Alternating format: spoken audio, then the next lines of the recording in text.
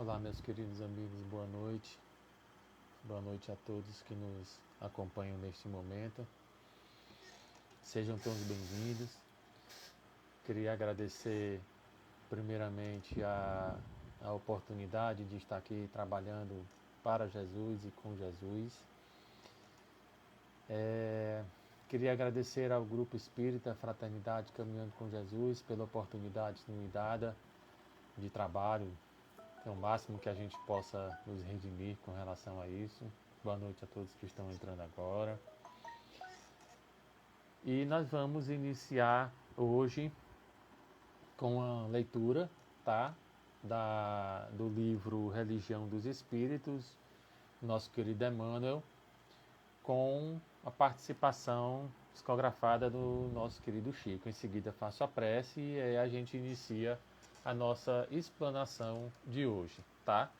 Com o tema Resiliência e Amor, um caminho para a felicidade, tá? Nós vamos tentar encontrar aí algumas explicações, alguns comportamentos que podem nos dar um rumo, uma orientação nessa caminhada para Jesus, certo? Do livro Religião dos Espíritos, nós vamos falar do item 49, o Homem Bom, que nos trata da questão 918 do Livro dos Espíritos. Conta-se que Jesus, após narrar a palavra do bom samaritano, foi novamente interpelado pelo doutor da lei, que, alegando não lhe haver compreendido integralmente a lição, perguntou sutil. Perdão. Mestre, que farei para ser considerado homem bom? Evidenciando paciência admirável, o Senhor respondeu. Imagina-te vitimado pela mudez que te iniba a manifestação do verbo escorreito, e pensa quão grato te mostrarias ao companheiro que falasse por ti a palavra encarcerada na boca. Imagina-te os olhos mortos pela enfermidade irremediável, e lembra a alegria da caminhada ante as mãos que te estendesse ao passo incerto, garantindo a segurança.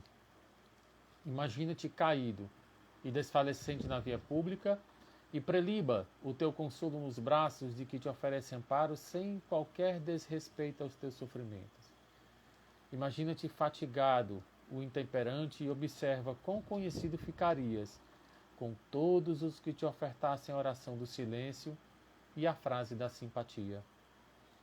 Em seguida, o intervalo espontâneo indagou-lhe o divino amigo. Em teu parecer, quais teriam sido os homens bons nessas circunstâncias? Os que usassem de compreensão e misericórdia para comigo, explicou o interlocutor. Então, Jesus, com aquela bondade maravilhosa, segue adiante e faz também o mesmo. Eu escolhi esse item, né? Eu achei muito interessante porque tem algo a ver com o que nós vamos conversar hoje, tá bom?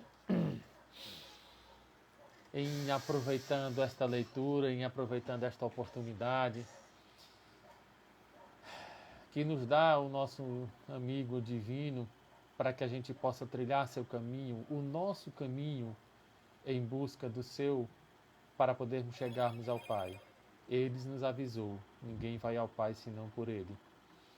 E te pedimos, Jesus, que possamos a cada dia, cada hora, por mais que as nossas imperfeições, as nossas vicissitudes, os nossos defeitos possam vir à frente, possamos enxergar no longe teu sorriso, teus braços, tuas caminhadas, a nos orientar, a ser o farol para a nossa remissão e para a nossa compreensão do nosso Pai Maior. Seja conosco sempre, Jesus, como sempre esteve e como sempre estará. E que assim seja, Pai.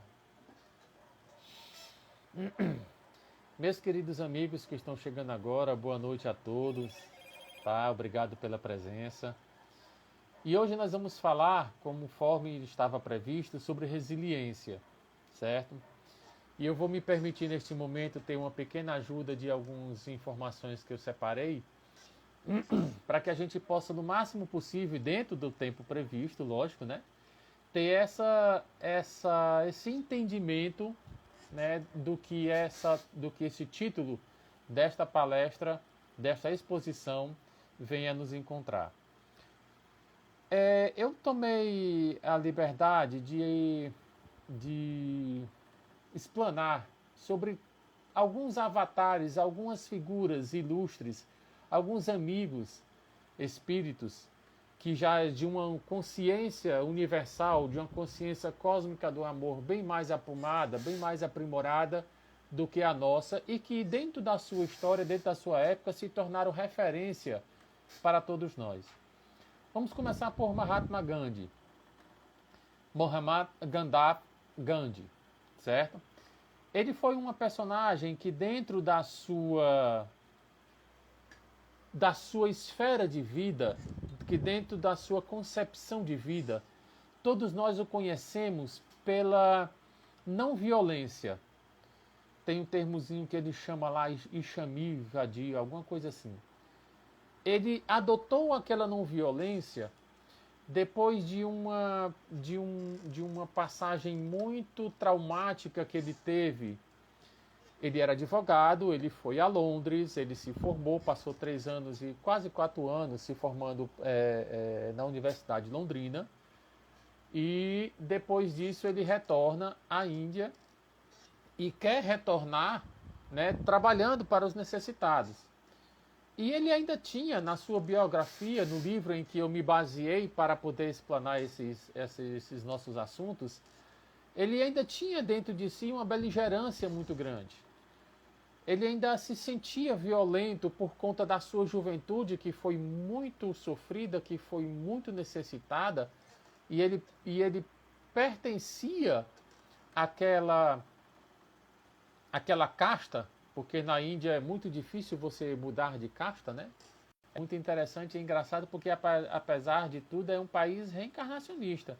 Não como a gente conhece, mas é um país reencarnacionista.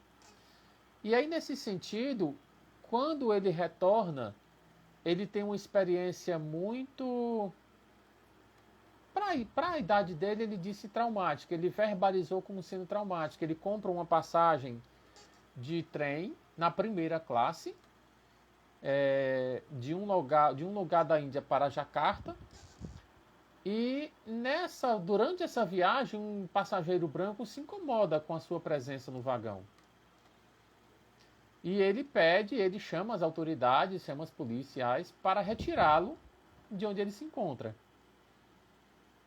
E ele disse que não vai sair, porque ele comprou a passagem de uma maneira normal, pagou com dinheiro, fez tudo direitinho, conforme estava, e não via motivo para sair. Mas tamanha foi a necessidade do outro que ele conseguiu fazer com que ele fosse jogado do trem na primeira estação. E suas malas também retiradas junto com eles. Essa experiência fez com que Gandhi internalizasse ainda mais a questão da não violência dentro dele. Porque ele começou a perceber que aquilo tinha uma necessidade de educação muito grande para o seu país. Então ele, dentro da sua inteligência, dentro da sua percepção de não violência, consegue fazer com que todas as atitudes que ele toma revertem-se no processo da paz. E nesse conceito, nessa experiência e todas essas situações que ele vivencia, ele consegue a libertação do seu país, da Inglaterra, sem levantar uma única arma sequer. Sem conseguir fazer com que nenhuma vida se perca, este homem, este espírito habitado como Gandhi na época, consegue libertar um país. Encontramos uma resiliência muito grande no coração dele. Ele é firme, ele é forte, ele é convicto do que ele pode fazer. Um outro personagem que nos chama muita atenção, e esse eu acredito que todos nós conhecemos, todos nós rimos muito dele, todos nós temos uma lembrança muito maravilhosa dele, essa juventude que nos escuta nesse momento, caso não tenha conhecido, por favor, procurem assistir a beleza que é um filme de Charlie Chaplin. Eu sou um fã, se não número 1, número 0 desse grande personagem. Mas o que ele retrata nos seus filmes, na sua beleza, na sua mudez de tantas palavras, é totalmente diferente da infância que ele viveu.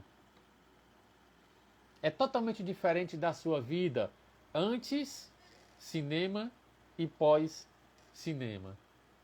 Tem um filme que inclusive na biografia dele, que é um filme que ele passa em palco e começa a dançar e começa a receber moedas, aquilo dali, ele retrata que aquilo dali aconteceu de verdade. Aquilo dali foi uma realidade enquanto ele estava com muita fome. Mahatma Gandhi teve a sua experiência na juventude e Chaplin teve a sua experiência na infância. A infância de Chaplin, meus amigos, foi uma infância deveras crítica para um espírito como ele. O pai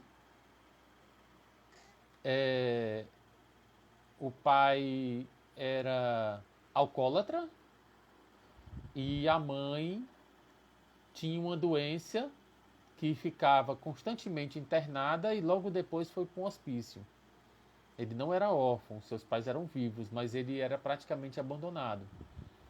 Teve um tempo na vida de Chaplin que ele teve a ajuda do irmão, que foi de extrema valia para a continuação da vida física dele, em que ele teve a intenção de retirá-la. Está registrado no livro Resiliência. Depois eu passo para vocês a quem me pedir. E ele fez essa experiência se tornar um caminho, um alvo, para que ele possa resistir e ele possa contemplar a vida dele de uma maneira diferente. Aquele filme em que ele estava nesse palco e ele começa a dançar, ele relata que aquilo aconteceu quando ele era criança. O irmão dele participava de uma... Eu não me lembro agora no momento como era. Ele era funcionário de uma empresa. E depois o irmão dele foi para a Marinha da Guerra. E nessa empresa, eu acho que era um restaurante, e tinha de lado um teatro. E ele estava com tanta fome que ele precisava de dinheiro. E teve um momento, ele entrou nesse palco, ele entrou nesse teatro, e teve um momento que houve um silêncio mudo por conta de uma interrupção, e ele subiu no palco e começou a dançar. E as pessoas começaram a jogar dinheiro para ele no palco. E aquilo acendeu nele uma necessidade criativa de que ele tinha para desenvolver para que ele pudesse se alimentar. Charlie Chaplin chegou na sua idade graças à sua persistência, e chegou também aonde chegou, né? Graças à sua persistência, mas também graças à sua inteligência e capacidade de resiliência. Ele não deixou, assim como Gandhi, de que aquelas dificuldades da vida, de aquelas necessidades da vida, amargurassem seu coração. Ele não se permitiu a beligerância, ele não se permitiu a violência em si, por conta de todas as dificuldades que ele passou. E foram muitas, e foram grandes. Tão grandes quanto a de Nelson Mandela. Outro grande espírito que esteve entre nós e que todos nós conhecemos a sua história em prol da libertação do seu povo, em que todos nós conhecemos o tempo em que ele ficou encarcerado. Só que a sua juventude também não foi muito satisfatória. Também não foi muito, assim, podemos assim dizer, de uma certa facilidade para o seu crescimento. Mandela tinha uma índole violenta, ele registra isso nesse livro.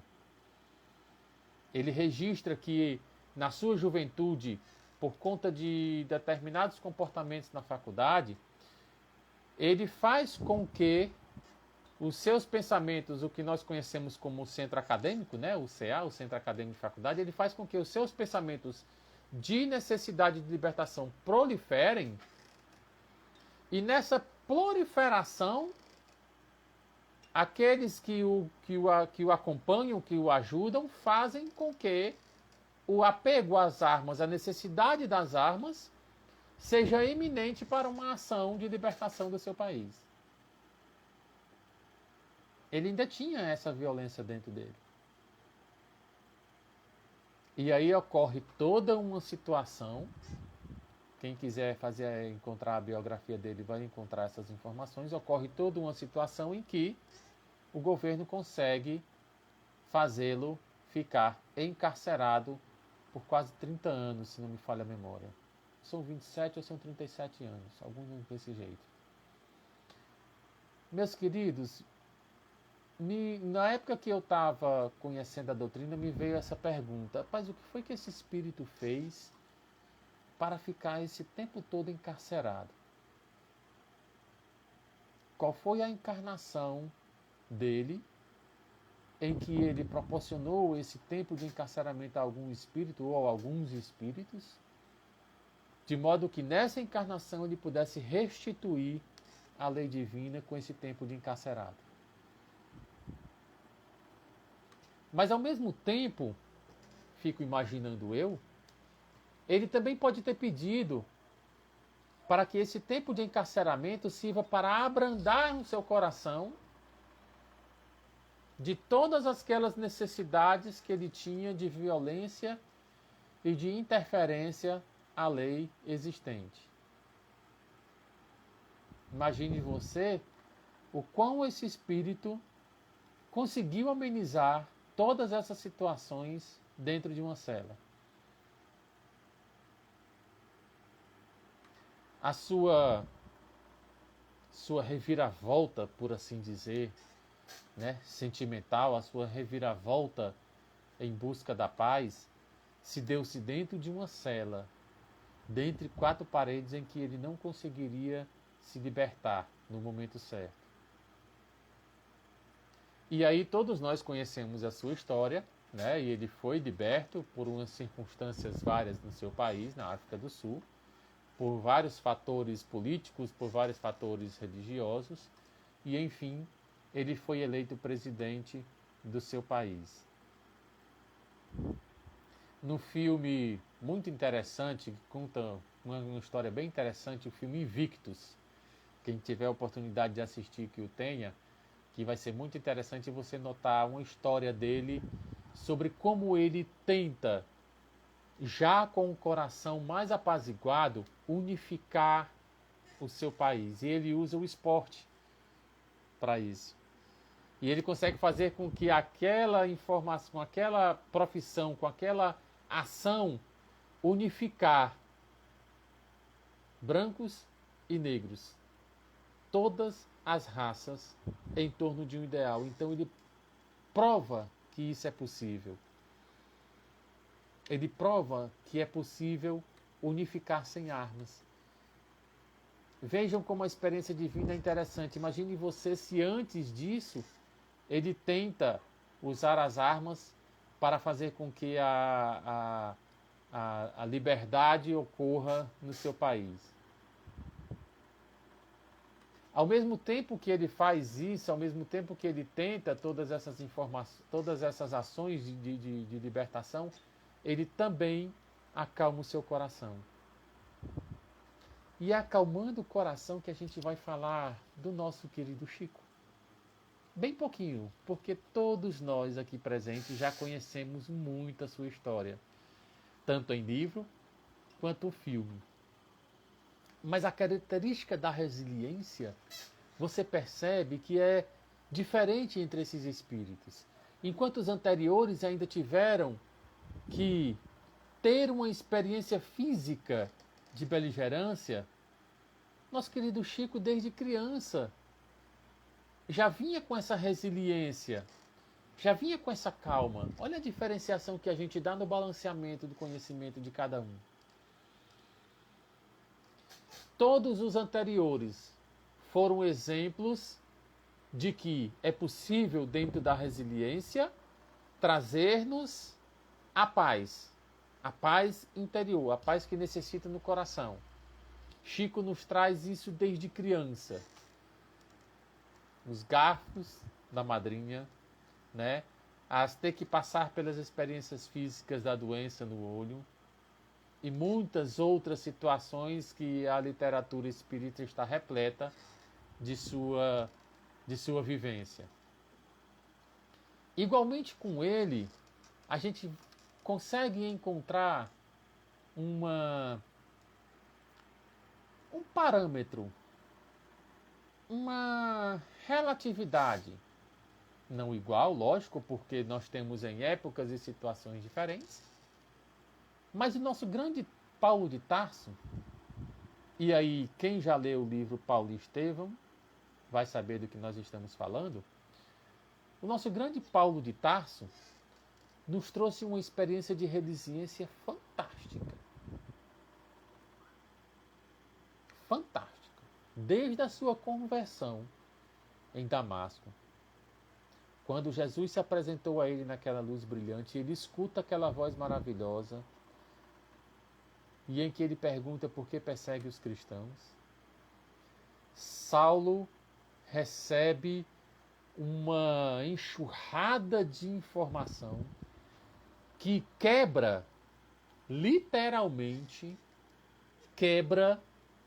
tudo o que ele conhecia sobre os cristãos, que ele quebra literalmente tudo o que ele conhecia sobre o Pentateuco mosaico. Meus amigos, vejam a resiliência desse homem em que ele se confronta com o que ele vivencia desde a infância, perseguindo os cristãos, entendendo que aquilo não era correto, que aquela lei de Moisés é que era certa, e esse confronto, que ele acha que é um confronto, faz com que as informações que Paulo tem desde criança se tornam totalmente diferentes com as informações do que Cristo lhe passa, com o que Cristo lhe entrega naquele momento. E aí Paulo passa esses tempos todos no tear, na resiliência de poder querer aprender, e vai, a partir daquele momento, logo após em que é restituída a visão, e vai, a partir daquele momento, colocar a sua resiliência, que já foi testada durante o caminho de Damasco, vai colocar a sua resiliência na divulgação do Evangelho entre os gentios, porque era estritamente necessário que isso acontecesse, porque senão o cristianismo ia ficar entre os judeus, conforme pensavam os nossos queridos apóstolos, que era perfeitamente natural naquela época, eles quererem que ficasse somente entre eles.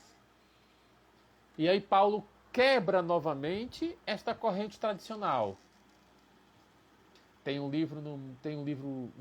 momento no livro Paulo e Estevão que Paulo confronta o pai. Querida, é de lágrimas aquela parte, é de lágrimas.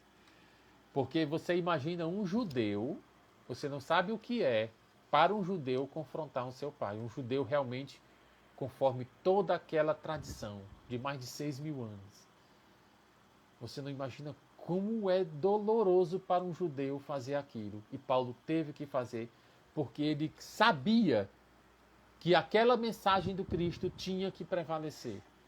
A resiliência dele em acreditar que aquilo era verdade e colocar o amor no que ele estava acreditando e executar aquilo que era para ser executado, nos traz esse exemplo maravilhoso do que a gente precisa, de como a gente precisa se espelhar para poder ter amor no coração e continuar com esses caminhos em rumo ao Pai.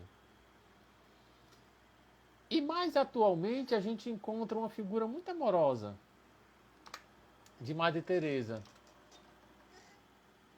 Madre Teresa também teve suas dúvidas, seus medos, igual a todos esses espíritos que estavam aqui colocados, sendo assistidos. Todos eles tiveram medos, todos eles tiveram dúvidas, todos eles precisavam de oração, todos eles precisavam do seu momento sozinho, para que pudesse ser bem intuído, para que pudessem respirar, para que as suas lágrimas pudessem cair. Todos eles choraram, tiveram seu momento de choro. E Madre Teresa não foi diferente. Tem na sua biografia deste livro que ela também tinha suas dúvidas, ela também tinha seus momentos de descanso, seus momentos de cansaço, em que ela encontrava na resiliência da fé, na resiliência da confirmação do trabalho, da necessidade que tinham os espíritos encarnados, do alimento físico, da roupa, da subsistência. Todos eles tinham essa necessidade e ela entendeu isso como uma mensagem divina. E ela conseguiu entregar isso, que todos nós conhecemos, ela conseguiu entregar isso à humanidade de uma forma fantástica, amparando a todos, exatamente todos que chegassem às suas mãos. Queridos, uma breve reflexão. Quais foram os caminhos do coração que esses espíritos que a gente mencionou aqui, que a gente conversou, quais foram os caminhos de coração que eles escolheram trilhar? Onde eles criaram essas raízes desse amor?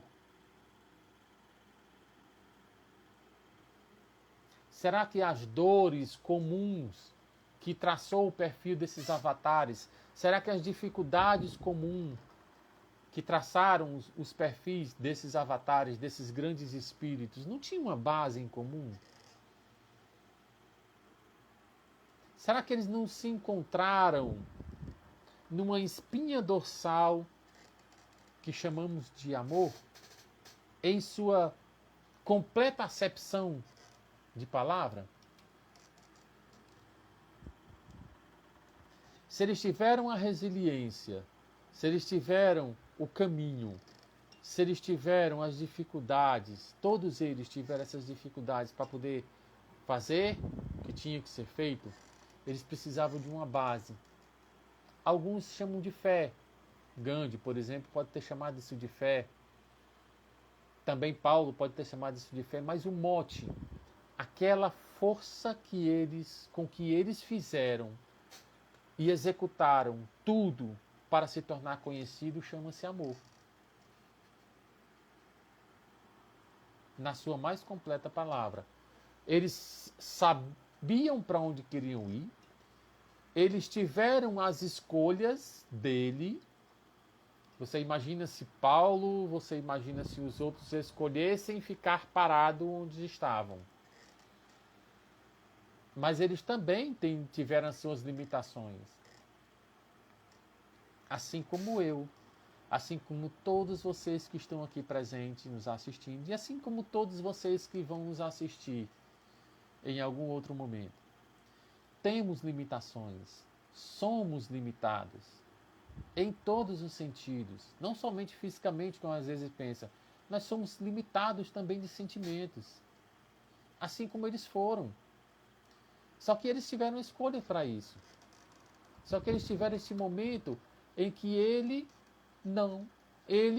não tiveram medo. Então, será que o que nos falta é coragem para podermos seguir em frente? Por mais que vergue nossa coluna, por mais que vergue e dobre os nossos joelhos, será que vamos permitir que esse medo paralise a gente? Sim, amigos, todos nós temos medos. Não neguemos isso. Não neguemos isso. Todos nós que estamos aqui, esse que vos fala, todos que vão nos ouvir, temos medos. Medo é a essência da coragem. Você só tem coragem se você tiver medo. Leia-se, aquele medo que paralisa é diferente daquele que lhe faz pensar, que lhe faz ter o cuidado das ações.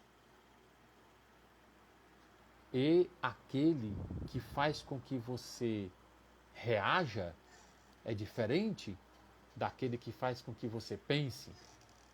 O medo que faz com que você reaja é o instinto, que são o que os animais têm. Aquele medo que faz com que você pense nas suas ações é o medo que lhe dá coragem de resiliência.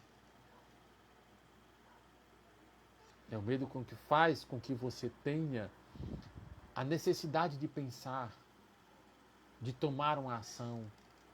Paulo passou 3 anos, quase 3 anos, com medo. Se a gente for tentar colocar, fazer uma leitura psicológica daquele tempo em que ele passou no tear, aquele tempo em que ele passou remoendo aquelas informações daquele encontro, daquela situação em que ele teve Jesus à sua frente, foi um tipo de medo, em que ele precisou repensar tudo que ele tinha no seu coração, tudo que ele tinha lá, para ele poder contemplar para os gentios a palavra do Nazareno. Quando nós nos colocamos em situações parecidas com os animais, ainda estamos, conforme nos fala o Livro dos Espíritos, na parte do instinto.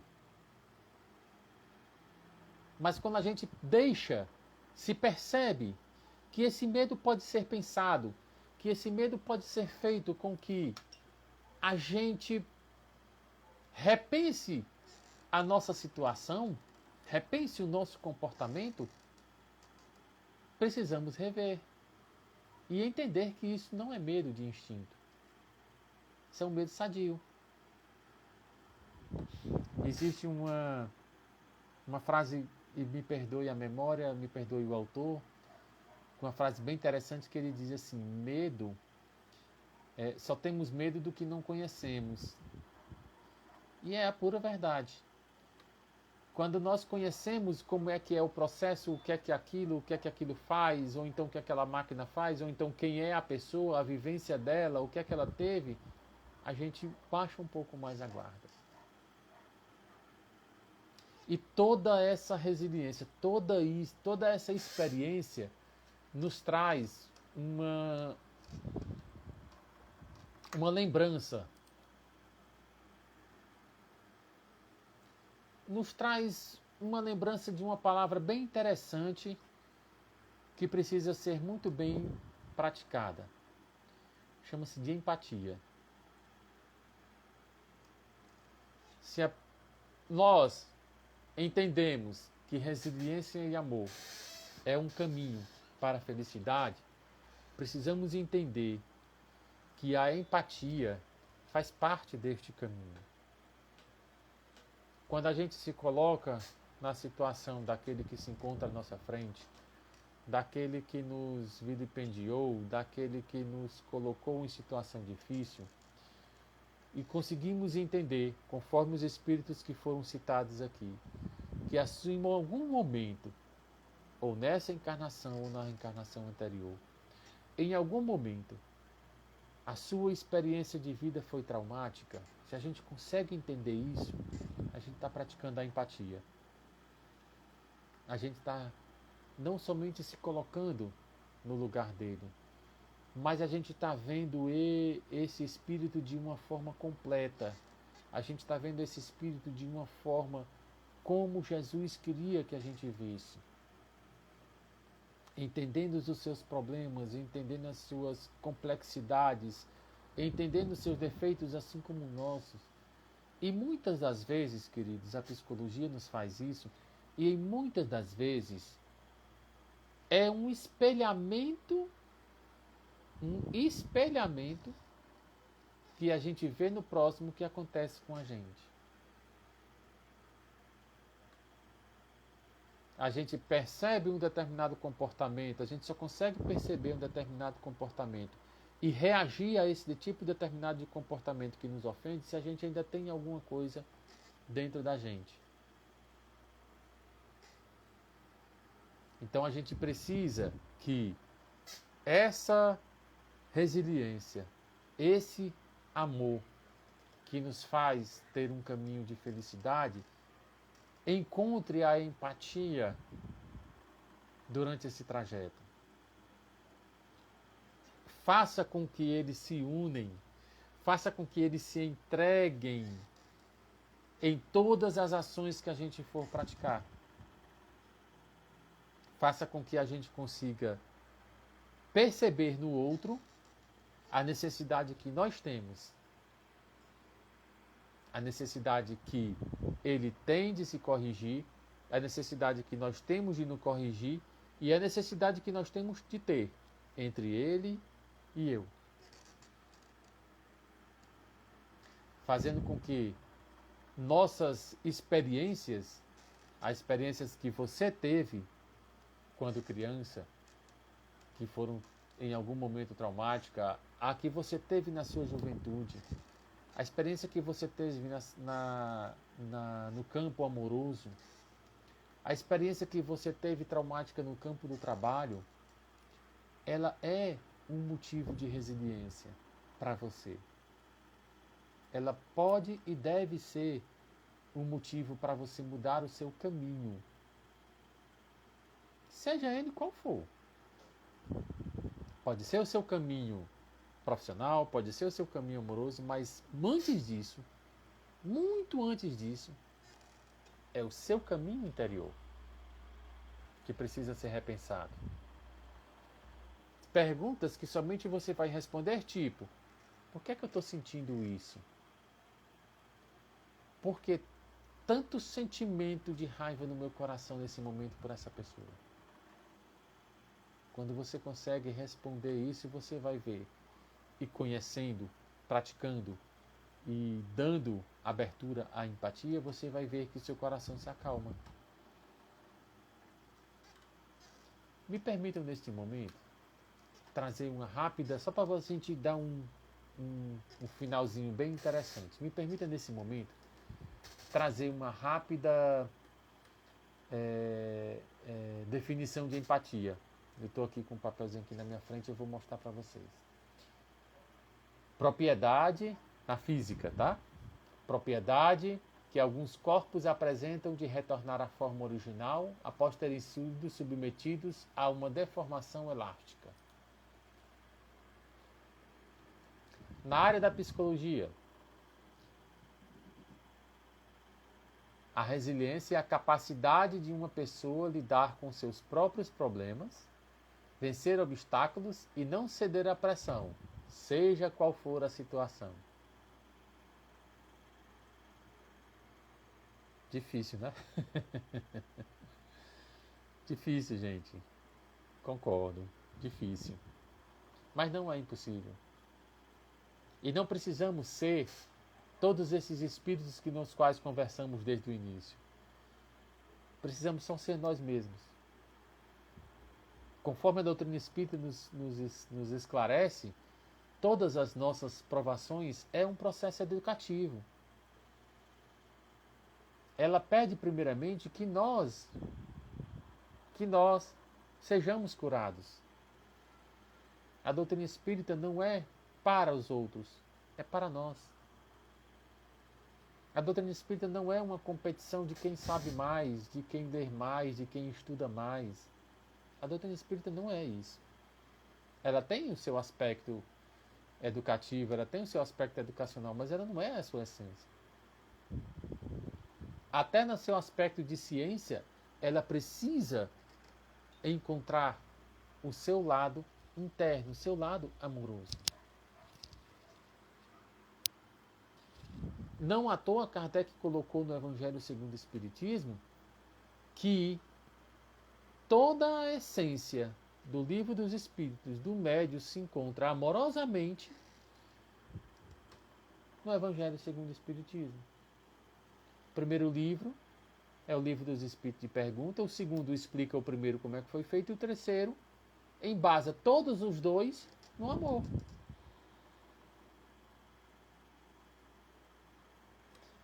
Amigos, esse convite que a doutrina nos coloca, já para a gente ir finalizando o nosso tempo, para que a gente não extrapole o tempo do aplicativo, esse convite, ele nos pede uma reflexão. Quando podemos fazer isso? De que maneira conseguimos isso? Quais são os caminhos que eu vou conseguir ser resiliente nas minhas provações? Eu sinto informar que essa resposta é individual. Essa resposta é individual porque quando reencarnamos, conforme nos fala o codificador, não escolhemos a prova em si, escolhemos o gênero de prova.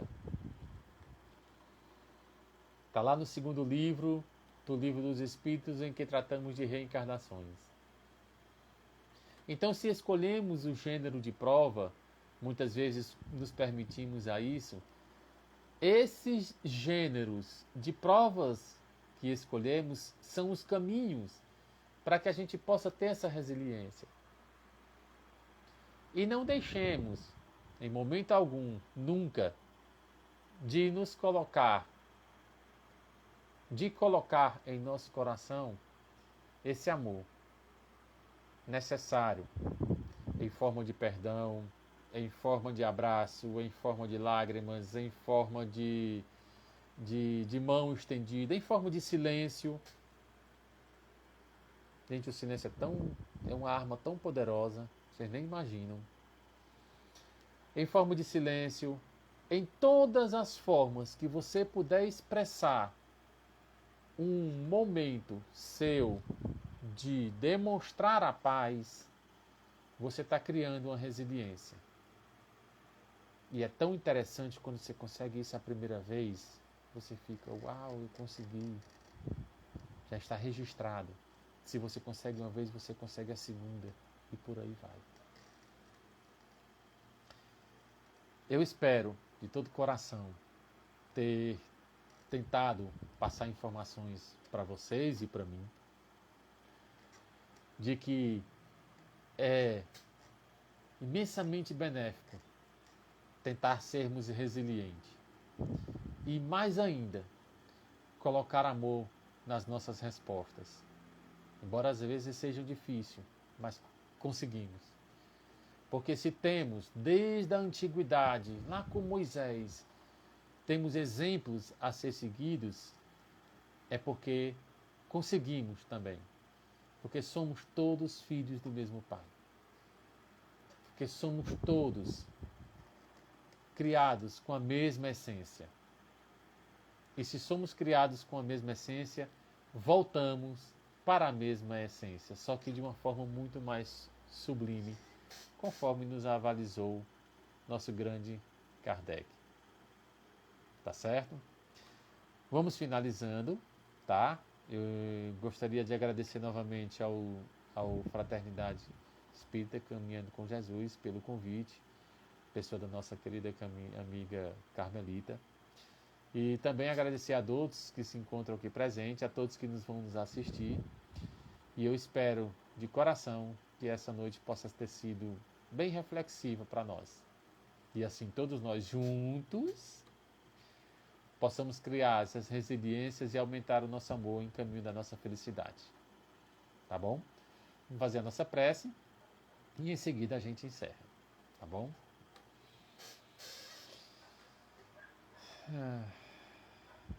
Vamos respirar fundo. Acalmar.